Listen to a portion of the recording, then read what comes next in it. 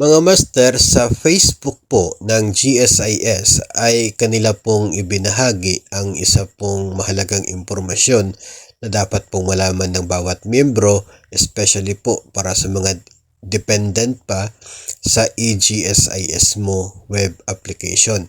Kasi ayon sa GSIS, hindi na po ito maging available pagdating ng 6 p.m. bukas October 4. So, ang eGSIS mo will be discontinued na, hindi na po magiging available, hindi na po ma-access ang eGSIS mo. Simula po bukas October 4 at 6 p.m. So hanggang ngayon na lamang, hanggang bukas 5:59 available ang eGSIS mo.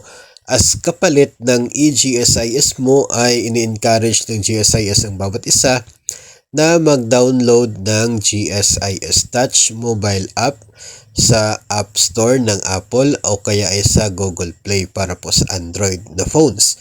So ito pong GSIS Touch, ito na po yung magiging permanent na paraan for GSIS to give updates, no, ng status ng mga miyembro doon po sa mga miyembro. So mawawala na si eGSIS mo, gamit na tayo sa GSIS Touch, kahit na sa bahay, nakahiga, nanonood ng TV, ay pwede mong ma-access yung account po sa GSIS, yung loans mo, makikita mo yung payments, ma-access mo kung updated yung remittances ng division ninyo. And if ever hindi po updated, no, yung matagal yung naging remittance, then pwede po ninyong ma-refer sa kanila, proper authorities sa inyo pong division, nang sa ganun ay ma-actionan kaagad. At least at the comfort of at our home, no, pwede nating ma-access yung account natin sa GSIS. Personally, lagi ko pong chine-check talaga yan. No, nakaka-excite po tingnan yung loan balance, especially kapag pumapasok na po yung remittances coming from the division office kung saan po ako nabilong.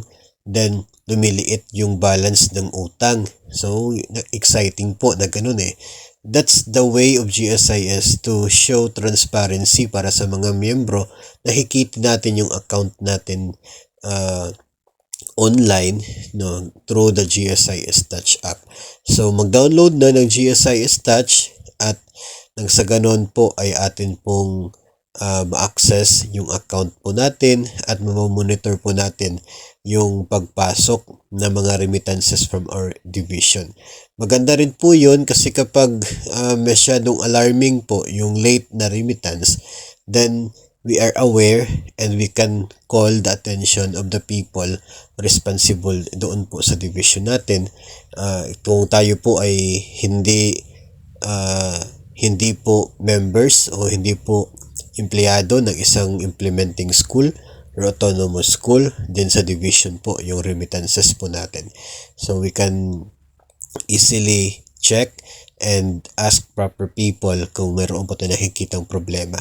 So yun po yung maganda dito po sa GSIS Touch, at I personally encourage everyone na mag-download ng GSIS Touch para po ito maging updated tayo sa mga kaganapan sa atin pong account sa GSIS.